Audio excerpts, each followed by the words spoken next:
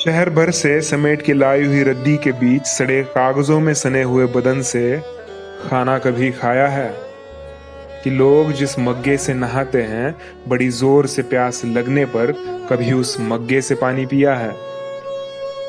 मैंने किया है।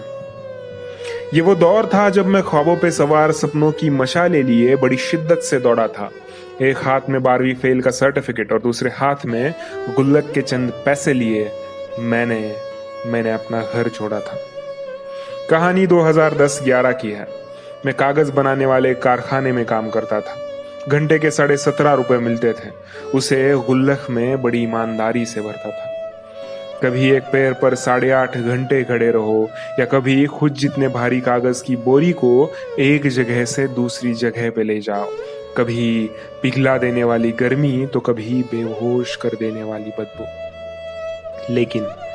लेकिन फिर भी लगातार 2 साल तक हर रोज यही काम करता गया। मैं हर रोज रात को 3-4 बजे घर आकर फर्श के बिस्तर पर मरता गया। मैं मरता इसलिए क्योंकि जिंदगी को इतना रगड़ने के बाद जब सोने का बिस्तर भी मयस्सर न हो, जब अपना घर ना हो तो फर्श को ही अपना बिस्तर और हाथों को तकिया बना लेते हो तुम।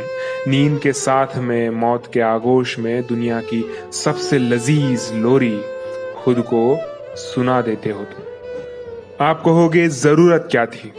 जरूरत थी। जानते हो, दुख तब होता है जब तुम्हें हर रोज तुम्हारी औकात के बारे में बताया जाए, तुम्हारी कमाई हमसे कितनी कम है ये हर रोज तुम्हें जताया जाए, जब हर रोज तुम्हें ताना सुनाया जाए कि तुम अपनी जिंदगी में कुछ कर नहीं सकते, तुम्हें मुफ्त की रोटियां तोड़ने की आदत है और यही तुम्हारे वालिद की रोजाना इबादत है। तो उस वक्त कुछ करने की जरूरत होती है। लफ्जों के घाव को कामयाबी के मरहम से भरने की जरूरत होती है। तो जरूरत थी। मुझे आज भी वो मंजर याद है जब रात को 1 बजे उसी कारखाने में मैं खाना खाने बैठ गया था। पीने का पानी हर रोज तो मुख्तसर होता है, पर तकनीकी खराबी के कारण वहां पानी नहीं आया था। जब प्यास लगने पर मैं वही एक घर में पानी मांगने गया तो उन्होंने वही घर के बाहर रखे मग्गे में पानी दे दिया था। पता नहीं वजह मेरी गंदगी से सने हुए कपड़े थे या उनकी घर साफ रखने की जद्दोजहद, पर उस वक्त कुछ चीजें सीखने को मिली।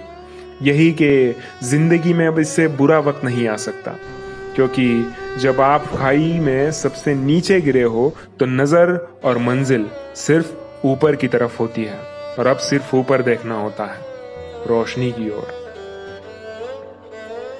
कि दुनिया के सारे वालिद परियों की कहानी की तरह अच्छे नहीं होते।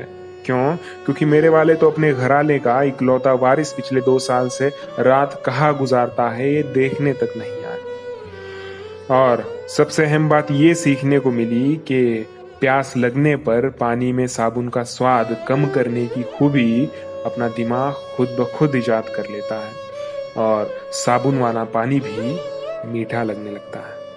खैर आप में से कईयों को ये कहानी सच नहीं लगेगी। वो क्या है ना कि वक्त गुजरने के बाद तो हमें परियों की कहानी भी सच्ची नहीं लगती।